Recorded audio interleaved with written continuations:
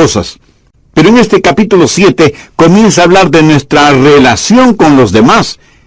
Y comienza con lo que supongo es una de las cosas más traicioneras de la naturaleza humana. El poner a otros delante de nosotros para juzgarlos, encontrarlos culpables, y en nuestro corazón y mente condenarlos. Para esto parece que todos tenemos nuestras varas de medir, nuestras cintas métricas con las cuales medimos a las otras personas y las juzgamos. Pero Jesús dice que esas varas se convertirán en boomerangs, o sea, la medida que usted usa para juzgar a los demás también servirá para que usted mismo sea juzgado, y juzgado de una manera mortal. Escuché de un hombre que compró un nuevo boomerang y prácticamente se suicidó tratando de botar el viejo boomerang. De la manera como usted juzga, así mismito será juzgado. Hay muchas preguntas acerca de este versículo que necesitan ser contestadas. Primero, debemos aplicar una sabia discriminación. En este punto mucha gente se confunde porque si usted trata de discriminar, evaluar o comparar algún asunto, no faltará quien le diga, ¡ajá! Usted ya está juzgando. Amigos, la palabra juzgar aquí tiene varios significados. De hecho, hay como 12 variaciones de esta palabra. Puede significar separar, escoger, seleccionar, determinar, evaluar, condenar, etc. Así que, como muchas otras palabras, para saber su real significado tiene que verlas de acuerdo al contexto. Aquí el Señor no nos está diciendo que no debemos hacer ninguna evaluación ni discriminación, porque en esta porción bíblica dice que debemos mirar 4 cosas: paja, viga, perros y cerdos. Dice que usted no puede ver la paja en el ojo de su hermano si es que usted mismo tiene un tronco en su ojo. Dice que no se debe dar lo santo a los perros, ni se debe botar perlas delante de los cerdos. Efectivamente, usted tiene que saber lo que es una viga, un perro o un cerdo. O sea que tiene que hacer una evaluación, tiene que hacer un juzgamiento. Jesús no dice que no podemos hacer esta clase de evaluación discriminatoria. De hecho, eso es algo que usted debe enseñar a sus hijos a hacer. Cómo distinguir lo bueno de lo malo, qué es lo correcto y lo incorrecto. No está prohibido todo acto de evaluación o juzgamiento. Por favor, busque Juan 7:24. No juzguéis según las apariencias, sino juzgad con justo juicio. Y en 1 Corintios 2:15. En cambio, el espiritual juzga todas las cosas, pero él no es juzgado de nadie. Un hombre espiritual sabe cómo evaluar, discriminar, sabe escoger lo bueno y rechazar lo malo, porque juzga con justo juicio. Ahora, muchos nos juzgan a nosotros, los creyentes cristianos, y dicen que somos intolerantes, si es que no ponemos nuestros brazos alrededor de todo el mundo, y le decimos que la religión de ellos es...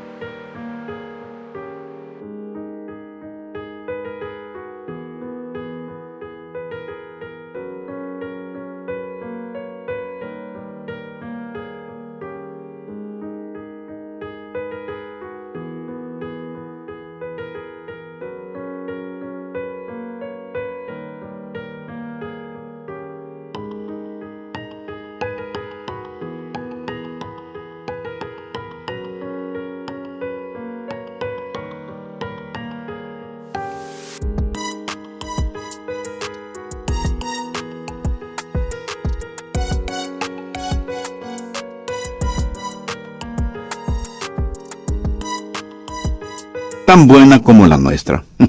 Anote 1 Juan 4:1. Amados, no creáis a todo espíritu, sino probad los espíritus si son de Dios, porque muchos falsos profetas han salido por el mundo.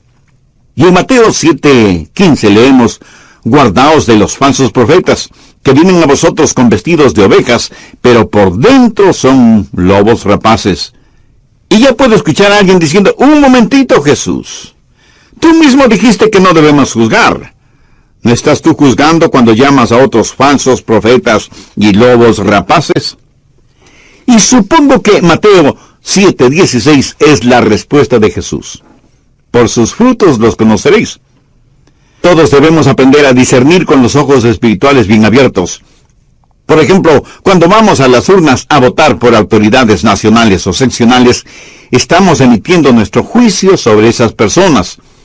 Y cuando elegimos indiscriminadamente, sin haber hecho una evaluación, un justo juicio de los candidatos o candidatas, elegimos a personas que después nos arrepentimos de haberlas elegido.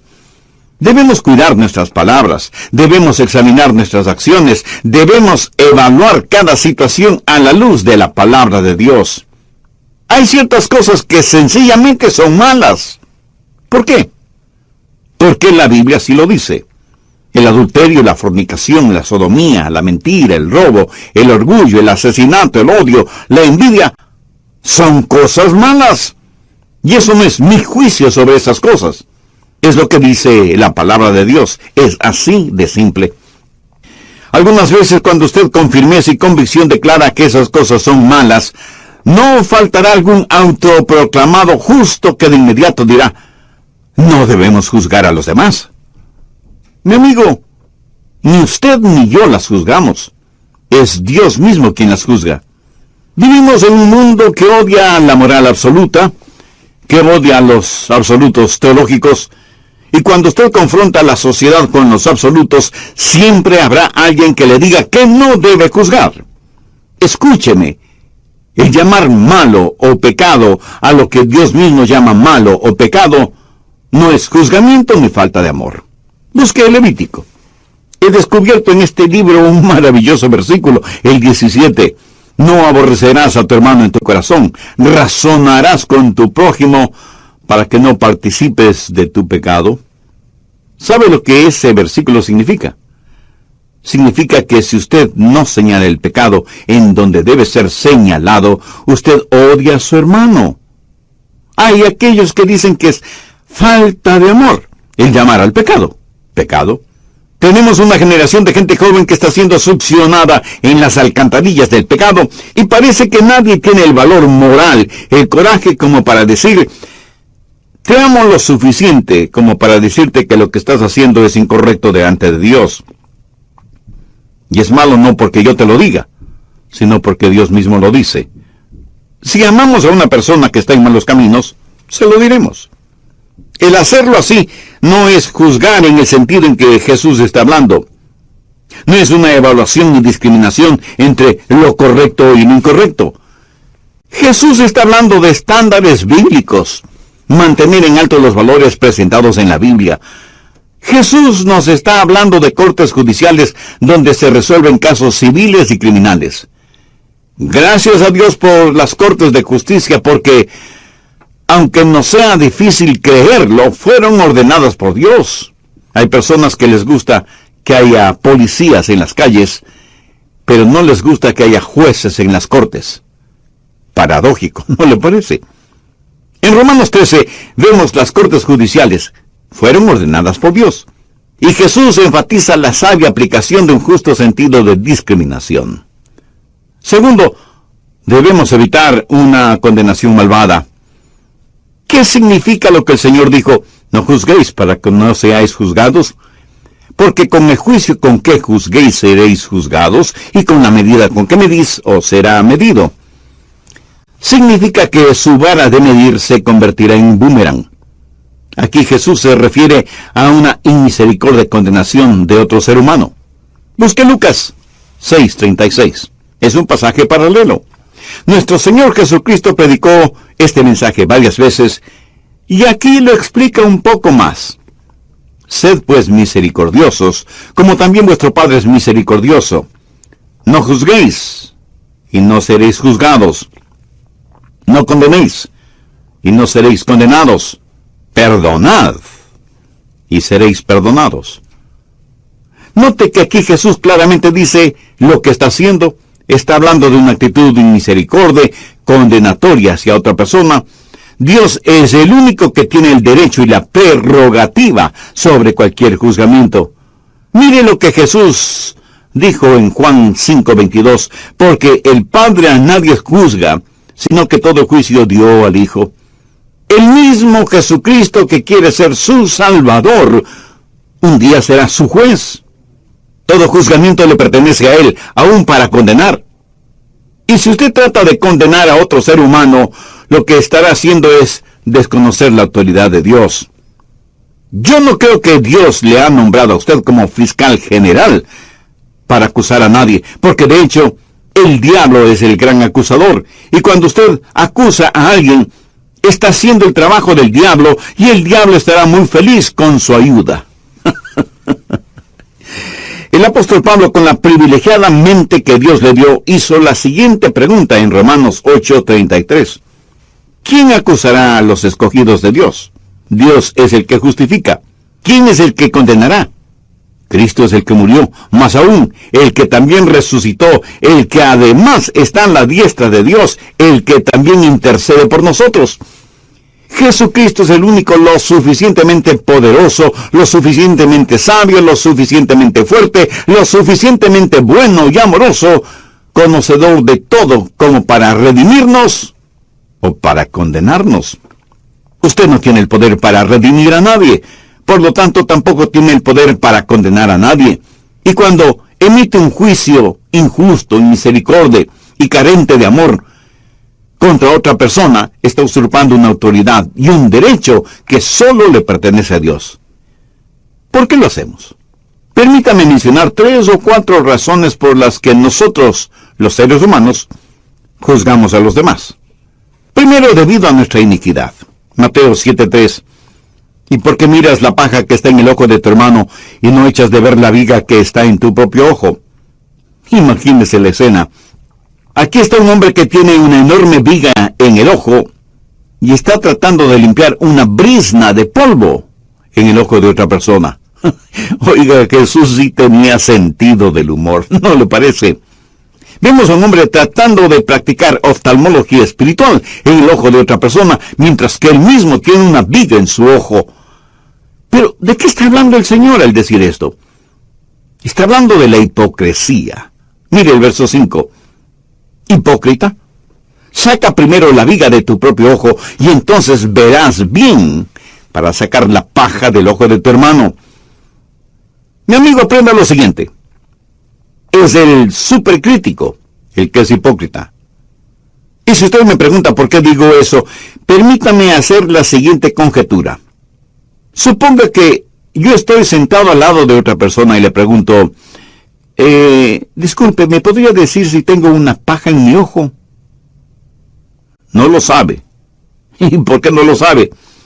Porque tiene que estar realmente junto a mí y mirar muy detenidamente mi ojo para saber si tengo alguna paja. En otras palabras, tiene que inspeccionar mi ojo y demandará un esfuerzo especial de su parte para saber si tengo una paja o cualquier otra basurita en mi ojo. Ahora, ¿no sería ridículo el que usted, teniendo una gran viga en su ojo, trate de encontrar una pajita en mi ojo? ¿Te entiende? De eso está hablando el Señor Jesucristo. Son los hipócritas los que son supercríticos. Recuerde el siguiente axioma. La gente siempre encuentra lo que busca. Cada organización, cada institución, cada iglesia parece que tuvieran sus propios cazadores de basuritas. Se especializan en encontrar pajitas, polvo en el ojo de los demás. Les fascina el examinar de pies a cabeza a otras personas, y usted siempre las encuentran buscando algo. Tales personas me hacen acuerdo de una rima infantil que decía, si lo recuerdo bien, gatito, gatito, ¿dónde has estado que no te he visto?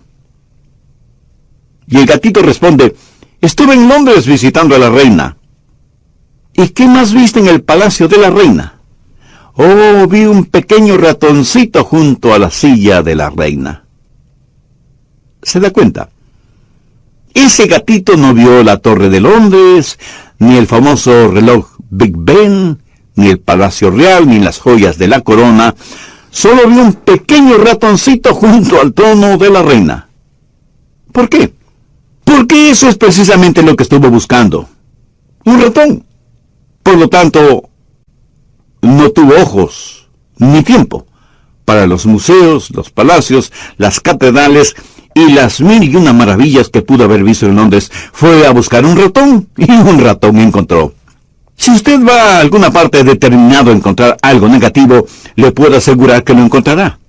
Si va a una iglesia con la intención de encontrar algo que criticar, criticará todo lo que encuentre en esa iglesia. Los asientos, las luces, la alfombra, la música, porque usted fue a la iglesia en calidad de supercrítico y encontrará suficiente material para criticar. Hasta pudiera ser que algunos de ustedes escuchan estos estudios bíblicos para criticar mi teología o mi doctrina, o para criticar si me equivoco y cuántas veces me equivoco.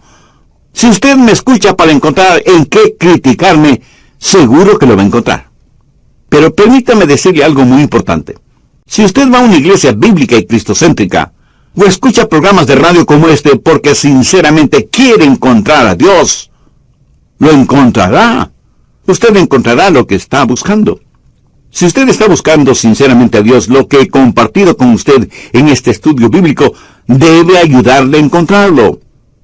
Dios está tan lejos o tan cerca de usted como quiera tenerlo. Si Cristo aún no es una realidad en su vida, pero quiere que sea, después de un considerable tiempo, volvió. Y el cazador le preguntó: amigo, cuéntame, ¿qué viste por ahí?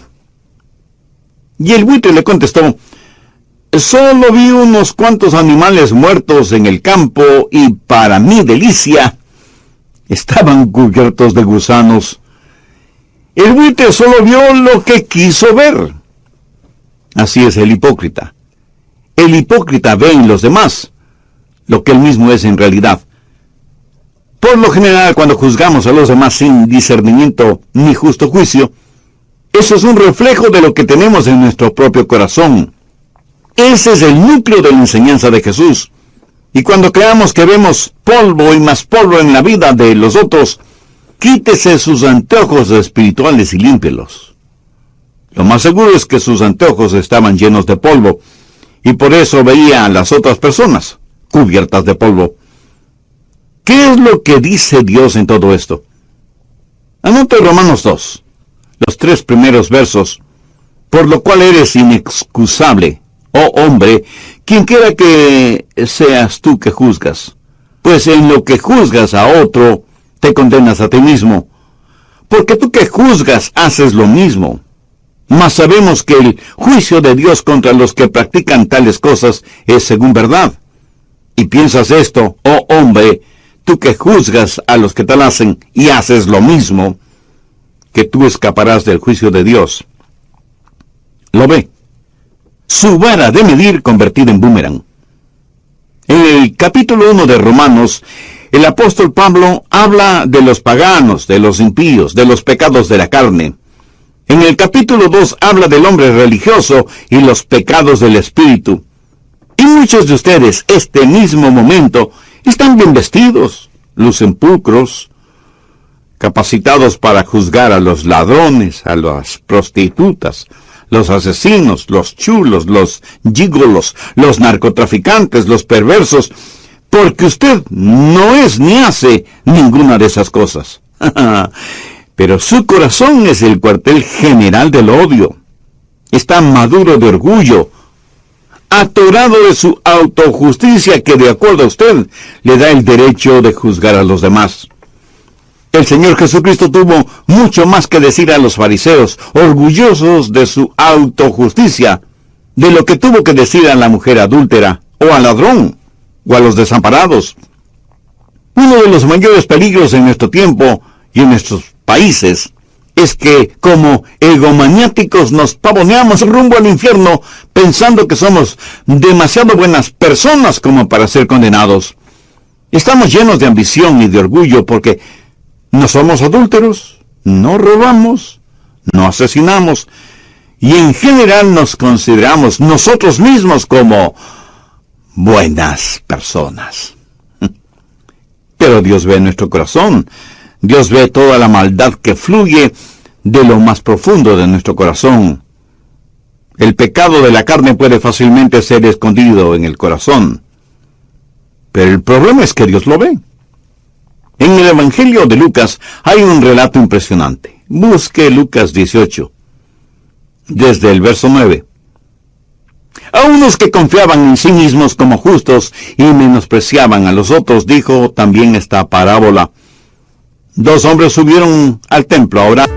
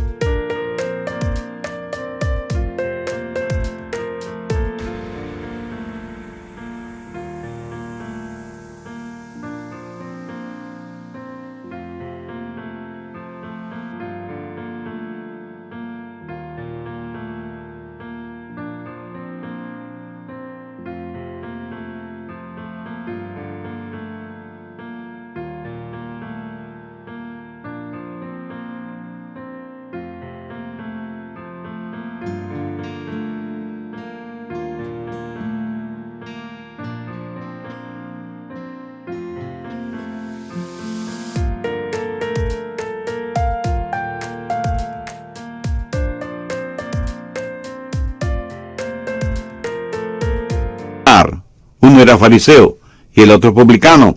El fariseo, puesto de pie, oraba consigo mismo de esta manera: Dios, te doy gracias porque no soy como los otros hombres, ladrones, injustos, adúlteros, ni aun como este publicano. Ayuno 2 veces a la semana, doy diezmos de todo lo que gano.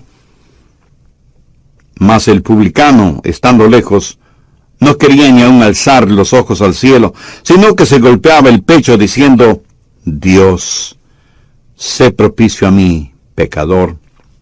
Os digo que éste descendió a su casa justificado antes que el otro, porque cualquiera que se enaltece será humillado, y el que se humilla será exaltado.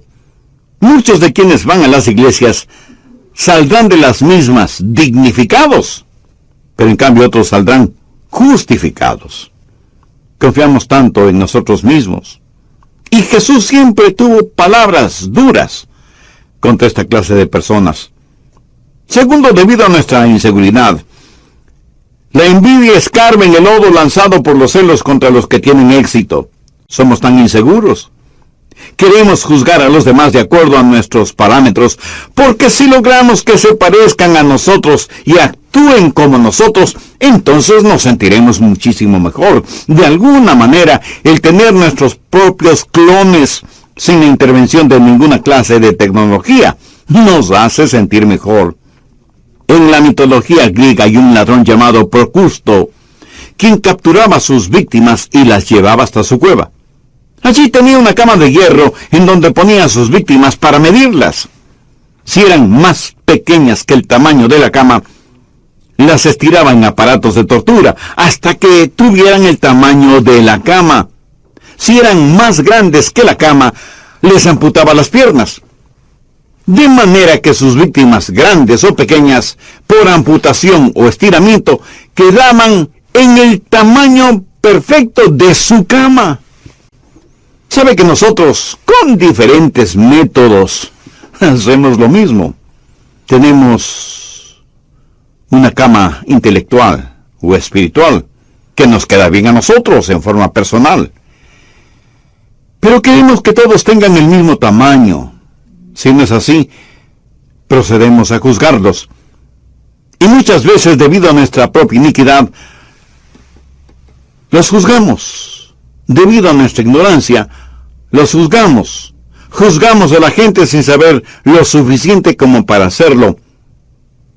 Por eso yo me alegro de que al final de cuentas será Dios quien nos juzgue. Tercero, debido a nuestra ignorancia, en tiempos de Pablo había gente que juzgaba a los apóstoles. Y usted sabe que a la gente le gusta juzgar a los cristianos, de manera especial a predicadores y pastores. Parece que muchos piensan que tienen un llamado especial de Dios para hacerlo. Me pregunto cuántos de ustedes me estarán evaluando, juzgando este mismo momento. Los críticos santurrones serán juzgados. Así juzgaron a Pablo. ¿Sabe lo que él les dijo? Busque 1 Corintios 4, los versos del 3 al 5.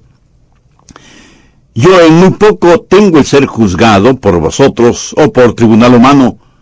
Ni aun yo mismo me juzgo, porque aunque de nada malo tengo conciencia, no por eso soy justificado. Pero el que me juzga es el Señor. Así que no juzguéis nada antes de tiempo, hasta que venga el Señor, el cual aclarará también lo oculto de las tinieblas y manifestará las intenciones de los corazones, y entonces cada uno recibirá su alabanza de Dios. ¿Qué quiso decir el apóstol con eso? Dice que si ni él mismo sabe lo suficiente como para juzgarse a sí mismo, ¿cómo ellos tienen el atrevimiento de juzgarle sin saber en realidad nada, absolutamente nada sobre él? Una señora estaba en el aeropuerto esperando por su vuelo y decidió tomar un café con unas galletitas. Compró su cafecito, compró sus galletas y se sentó poniendo el café y las galletas en una pequeña mesita que le separaba de un señor que estaba allí. De pronto ese hombre abre el paquete de galletas y se sirve una. Y finalmente quedó una sola galleta. El hombre, casi con una sonrisa, partió la galleta en dos y le ofreció a ella la una mitad mientras él se comía la otra mitad. Ella estaba que reventaba del coraje y pensó, esto es el colmo del atrevimiento, y ni siquiera se disculpa por haberse comido mis galletas. En ese momento oye que anuncian la salida de su vuelo, así que tomando sus cosas, aborda el avión, busca su asiento, lo encuentra, se sienta, se abrocha el cinturón de seguridad, abre su cartera para sacar sus lentes para leer y descubre que en su cartera tenía su paquete de galletas. Ella se había comido las galletas del hombre que había estado junto a ella en la sala de espera. Escúcheme, ninguno de nosotros es lo suficientemente sabio como para saber y juzgar a otra persona. Gracias a Dios que hay uno lo suficientemente bueno y sabio y amoroso que le juzgará a usted y a mí, a nosotros. Anote al margen Romanos 14:4. ¿Tú quién eres que juzgas al criado ajeno? Para su Señor está de pie o cae, pero estará firme, porque poderoso es el Señor para hacerle estar firme. Cuarto, debido a nuestra insensibilidad. En Juan 3:17 leemos, porque no envió Dios a su Hijo al mundo para condenar al mundo, sino para que el mundo sea salvo por él. Muchas veces somos rapidísimos en juzgar y condenar a aquellos que Dios quiere salvar. A lo mejor sabemos todos los hechos, a lo mejor esas personas merecen irse al infierno, pero esa no es nuestra decisión ni prerrogativa. Nosotros debemos desear que nadie vaya al infierno. Mi corazón verdaderamente se aflige cuando oigo a alguien decirle a otra persona, vete al infierno. ¿Quién es usted? ¿Quién soy yo para decirle a nadie que se vaya al infierno? Si usted conoce al Señor Jesucristo, usted debe tener un ardiente deseo de que todas las personas se salven y vayan al cielo. Cuando alguien le dice a otra persona que se vaya al infierno, lo más probable es que las dos terminarán allí. ¿Por qué? Porque con la vara que mides serás medido. Y esa vara se convierte en un boomerang que regresará a usted con funestas consecuencias. El Señor Jesucristo está lleno de compasión. Nosotros juzgamos porque somos insensibles al dolor emocional o a la necesidad espiritual de los demás. Cuando Jesús vio a Zaqueo, el pequeño hombrecito de Jericó que se había trepado en un árbol para poder ver a Jesús, cosas inusitadas sucedieron. Usted sabe, Zaqueo era un cobrador de impuestos, un ladrón. Pero cuando Jesús le vio, no le dijo, tú ladrón, Malévolo hijo del diablo, bájate de ese árbol para darte tu merecido. Estoy seguro que muchos de nosotros le hubiéramos dicho eso. ¿No es verdad? Pero Jesús le dijo: Zaqueo, date prisa, desciende, porque hoy es necesario que pose yo en tu casa. ¿Lo ve? Jesús le amó y no le condenó, a pesar de que Jesús sí sabía todos los hechos relacionados con la vida de Zaqueo. En resumen, ¿qué nos dice este texto bíblico? Nos dice varias cosas. Primero, que debemos aplicar una sabia discriminación. Segundo, que debemos evitar una malvada condenación. Tercero, que debemos saber la diferencia entre paja, viga, perros y cerdos. Cuarto, que debemos aprender a identificar a los lobos vestidos de ovejas. Y para saber estas cosas, ¿sabe lo que voy a querer? Voy a querer su misericordia. Yo necesito su misericordia.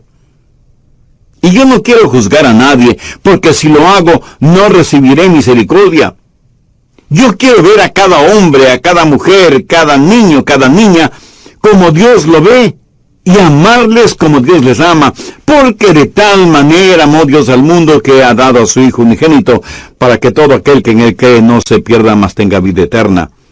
Dios es un Dios de amor. Dios no se regocija al juzgarnos, pero la realidad del día del juicio es inevitable. Creo que la parte más candente del infierno está reservada para los que no tienen misericordia. Miramos a las otras personas y pensamos que no son dignas. Miguel Ángel, el famoso escultor florentino, caminaba entre las enormes rocas de una cantera de mármol y vio un gran pedazo de mármol sucio, deforme, que aparentemente no serviría para nada. Seguramente lo iban a triturar y que sirviera para rellenar caminos. Miguel Ángel se quedó mirando ese pedazo de mármol por un buen rato y luego dijo: ¿cuánto cuesta ese pedazo de mármol? Le dijeron que no estaba a la venta porque no era un buen mármol.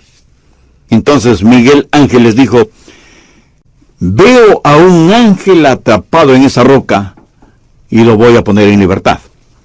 El escultor compró ese pedazo de mármol casi por nada, y por muchos meses con cinceles y martillos estuvo trabajando en él, hasta que un día terminó su obra. Un hermoso ángel cumplió lo que había dicho. Veo un ángel atrapado en esa roca y lo voy a poner en libertad. A veces creemos que las personas son indignas, que solo sirven para ser desechadas. Pero Dios no nos ama por lo que somos, sino que nos ama por lo que podemos llegar a ser. Dios no nos cambia para amarnos, nos ama para poder cambiarnos.